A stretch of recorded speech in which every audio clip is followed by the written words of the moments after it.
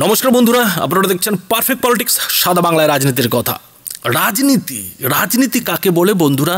এই যে তৃণমূল, এই তৃণমূলকে না দেখলে সত্যিই বোঝা যেত না রাজনীতির খেলা কোন পর্যায়ে পৌঁছতে পারে। সেই জিনিসটা কিন্তু এই তৃণমূল একেবারে সত্যি ভারতকে দেখিয়ে দিয়েছে।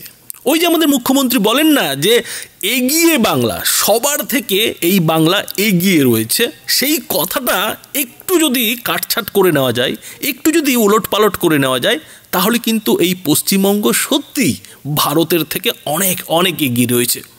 আর এগিয়ে রয়েছে কোথায়? এগিয়ে রয়েছে রাজনীতির খেলায়। কিভাবে একেবারে থানা, পুলিশ, প্রশাসন, এমনকি হাইকোর্টের বিচারপতিদেরও কিভাবে রাজনীতির মধ্যে জড়িয়ে দেওয়া যায়, রাজনীতির খেলার মধ্যে জড়িয়ে দেওয়া যায়, সেটা মনে হয় তৃণমূলই প্রথম করে দেখালো। এই খেলা 34 বছরের সিপিএমও দেখাতে পারেনি, যে খেলাটা তৃণমূল এখন দেখাচ্ছে। আর সেই খেলাতেই 20 দিন পরেও শেখ শাহজাহানকে খুঁজে পেল না পুলিশ। শেখ শাহজাহান কোথায় পুলিশ এখনো বুঝতেই পারছে না। দেশে রয়েছে নাকি বিদেশে চলে গেছে, কোনো খবর পুলিশের কাছে আসছে না। পুলিশ একেবারে তন্ন করে খুঁজছে, কিন্তু শেখ শাহজাহানের টিকিও ছুঁতে পারছে না। অথচ রাজ্যের কারামন্ত্রী অখিল গিরি এমন একটি কথা বলে বসলেন, যে কথা শুনে মনে হবে আরে এ তো সবাই জানে যে শেখ শাহজাহান কোথায় আছে। অখিল গিরি বলছেন যে এরই মধ্যে নাকি শেখ শাহজাহান বিদেশে চলে গেছেন, বিদেশে চিকিৎসার জন্য চলে গেছেন। তার শারীরিক কোনো অসুস্থতা ছিল, অসুখ হয়েছিল, সেই কারণে নাকি তিনি চিকিৎসা করাতে বিদেশে চলে গেছেন। আর রাজ্যের কারামন্ত্রীর এই যে দাবি যে শেখ শাহজাহান বিদেশে চলে গেছেন, সেই দাবি ঘিরেই বিরোধীরা এবার প্রশ্ন করতে শুরু করেছেন যে রাজ্যের কারামন্ত্রী এই তথ্যটা পেলেন কোত্থেকে? আর কারামন্ত্রী জানেন, কিন্তু মুখ্যমন্ত্রী জানেন না যে শেখ শাহজাহান কোথায়। এটা কি কখনো হতে পারে? তো এইরকমই একটা খেলা কিন্তু রাজ্যে এই যে রেশন দুর্নীতি, সেই রেশন দুর্নীতি নিয়ে চলছে। তবে এরই মাঝে ইডি কিন্তু বড় একটা সাফল্য পেয়ে গেছে। আর সেই সাফল্যটা হচ্ছে যে জ্যোতিপ্রিয় মল্লিক, মানে মমতা বন্দ্যোপাধ্যায়ের সাধের প্রিয় ভাই বালু, সেই বালু নাকি একেবারে হাঁটু গেড়ে বসে পড়েছে, ভেঙে পড়ে ইডির যে জিজ্ঞাসাবাদ, সেই জিজ্ঞাসাবাদে শেষ পর্যন্ত নাকি স্বীকার করেই ফেলেছে যে হ্যাঁ, রেশন দুর্নীতি নাকি হয়েছে এবং রেশন দুর্নীতির টাকা তিনি নাকি দুবাইয়ে পাঠিয়েছেন। ইডি কিন্তু এই তথ্যটা দাবি করছে যে রেশন দুর্নীতির যে টাকা, সেই টাকা যে বালু ওরফে জ্যোতিপ্রিয় মল্লিক দুবাইয়ে পাঠিয়েছেন, সেটা এরই মধ্যে রাজ্যের খাদ্যমন্ত্রী, যে খাদ্যমন্ত্রী কিনা এখন ইডির হাতে গ্রেফতার হয়ে দিন কাটাচ্ছে, সেই খাদ্যমন্ত্রী নাকি শেষ পর্যন্ত স্বীকার করে নিয়েছেন। আর জ্যোতিপ্রিয় মল্লিক এই টাকাটা যথারীতি ওই যে আরেক তৃণমূল নেতা, সেই শঙ্কর আঢ্যর যে বৈদেশিক মুদ্রার কারবারের সংস্থা, সেই সংস্থার মাধ্যমে দুবাইয়ে পাঠিয়েছে। এখন ইডির কাছে যদি জ্যোতিপ্রিয় মল্লিক এই কথাগুলো স্বীকার করে থাকেন যে সত্যি রেশন দুর্নীতি হয়েছে এবং রেশন দুর্নীতির টাকা তিনি ওই শঙ্কর আঢ্যর যে সংস্থা বৈদেশিক টাকা লেনদেনের, সেই সংস্থার মাধ্যমে তিনি দুবাইয়ে পাঠিয়েছেন, তাহলে তো বলতে গেলে ইডি অনেকটাই কেল্লা ফতে করে দিয়েছে। ইডির কাছে যদি চাপে পড়ে, ঠেলাই পড়ে জ্যোতিপ্রিয় মল্লিক সব কথা খুলে বলেই দেন, তাহলে এবার ইডি নির্ঘাত মাথাদের দিকে হাত বাড়াবে। আর সেই রকমই কিন্তু একটা সম্ভাবনা তৈরি হচ্ছে।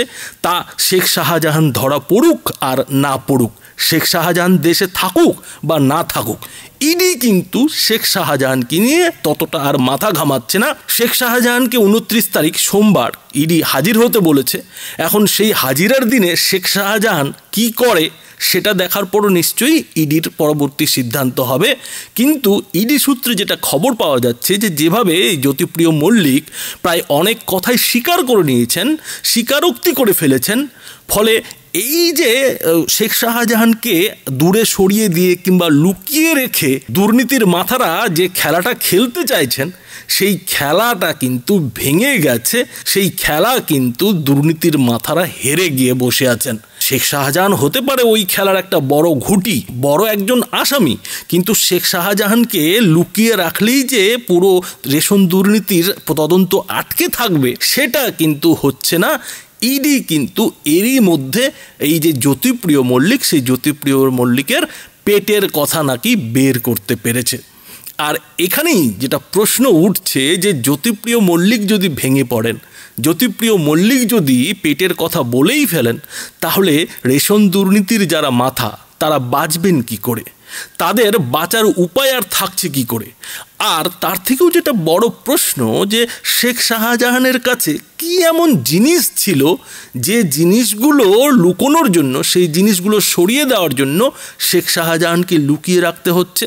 আর এখানেই বন্ধুরা রাজনৈতিক বিশ্লেষকরা যেটা বলছেন যে শেখ শাহজাহানের কাছে রেশন দুর্নীতি সংক্রান্ত জ্যোতিপ্রিয় মল্লিকের এমন কিছু তথ্য, এমন কিছু নথি ছিল যে নথিগুলো হাতে পেলে ইডির তদন্তকারী আধিকারিকরা সরাসরি দুর্নীতির মাথার কাছে পৌঁছতে পারত, একেবারে আদালতে দাঁড়িয়ে কিন্তু ওয়ারেন্ট বের করিয়ে নিতে পারত। কিন্তু সেইগুলো যেহেতু এরই মধ্যে ওই ইডির মাথা ফাটিয়ে সরিয়ে ফেলা হয়েছে এবং শেখ শাহজাহানও যেহেতু গা ঢাকা দিয়ে বসে রয়েছে, ফলে যতই এই জ্যোতিপ্রিয় মল্লিক কিংবা বালু স্বীকারোক্তি দিক না কেন, ইডির কাছে কিন্তু কাজটা একটু কঠিন হয়ে যাচ্ছে।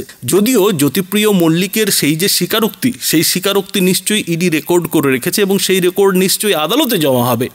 আর এর ফলে যেটা আইন বিশেষজ্ঞরা বলছেন যে হতে পারে রেশন দুর্নীতির তদন্ত আরও একটু ঝুলবে, আরও একটু দেরি হবে, কিন্তু শেষ পর্যন্ত ইডি যে তার তদন্ত শেষ করতে পারবে, আজ হোক কাল হোক, একদিন না একদিন যে ইডি তার তদন্ত ঠিকই শেষ করবে, সেই ভরসাটা, সেই আশাটা কিন্তু থেকেই যাচ্ছে।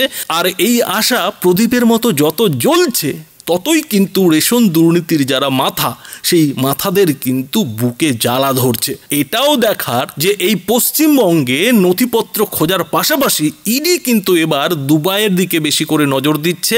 দুবাইয়ে শঙ্কর আঢ্যর যে সংস্থা, সেই সংস্থা কি কাজ করে, কি কাজের সঙ্গে যুক্ত, কত টাকার লেনদেন করেছে, সেই সংস্থার লাইসেন্স কোথা থেকে পাওয়া গিয়েছে, লাইসেন্স কাজ করছে কিনা, লাইসেন্সের ডেট কেটে যায়নি তো, এমনই কিন্তু নানা তথ্য ইডি জোগাড় করার চেষ্টা করছে। অর্থাৎ ইডির কিন্তু ফোকাস শঙ্কর আঢ্যর যে সংস্থা, শঙ্কর আঢ্যর তো আর একটা সংস্থা নয়, 90টি সংস্থার সঙ্গে নাকি শঙ্কর আঢ্য এবং তার পরিবার যুক্ত, এবং শঙ্কর আঢ্যর ছেলে শুভ আঢ্য নাকি এই যে দুবাইয়ে শঙ্কর আঢ্যর সংস্থার ব্যবসা, সেই ব্যবসাটা দেখভাল করত। তো পুরো ব্যাপারগুলো কিন্তু একেবারে চিরুনি তল্লাশে, একেবারে ছাঁকুনিতে কিন্তু ইডি ছেকে দেখছে।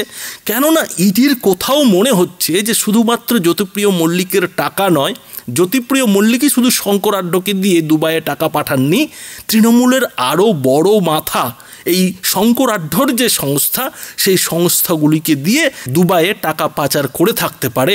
আর সেইরকম কোনো নথি যদি ইডির হাতে চলে আসে, তাহলে কিন্তু ইডির শুধুমাত্র রেশন দুর্নীতির তদন্ত নয়, আরও অন্যান্য যেসব তদন্ত, সেই সব তদন্ত এগিয়ে নিয়ে যেতে অনেকটাই সহজ হয়ে যাবে।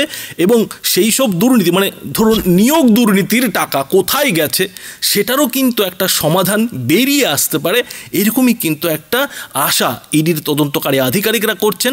এবং যেহেতু এই পশ্চিমবঙ্গে এই সন্দেশখালি বলুন কিংবা অন্যান্য জায়গায় ইডির পৌঁছতে একটু দেরি হয়ে গেছে এবং অনেক দুর্নীতির নথিপত্র যেহেতু সরিয়ে দেওয়া হয়েছে কিংবা পুড়িয়ে দেওয়া হয়েছে, ফলে ইডি কিন্তু দুর্নীতির যে নথিপত্র সেটা জোগাড়ের জন্য কিন্তু বিদেশের উপরে বেশি ভরসা করছেন।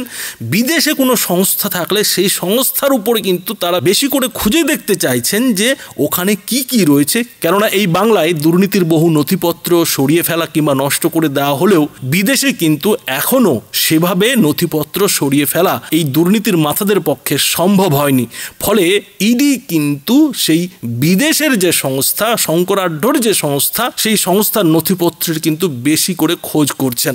এই জায়গাটাতেই কিন্তু কোথাও যেন ইডির এই যে তদন্ত, সেই তদন্তের মধ্যে একটা রণকৌশলে পরিবর্তন দেখা যাচ্ছে। এখন ইডি তার এই যে রণকৌশল, এই রণকৌশলে কতটা সফল হয় সেটা নিশ্চয়ই সময়ই বলবে। বন্ধুরা, এই বিষয়ে আপনাদের কি মতামত তা অবশ্যই এই ভিডিওটির নিচে কমেন্ট বক্সে লিখে জানাবেন। ধন্যবাদ।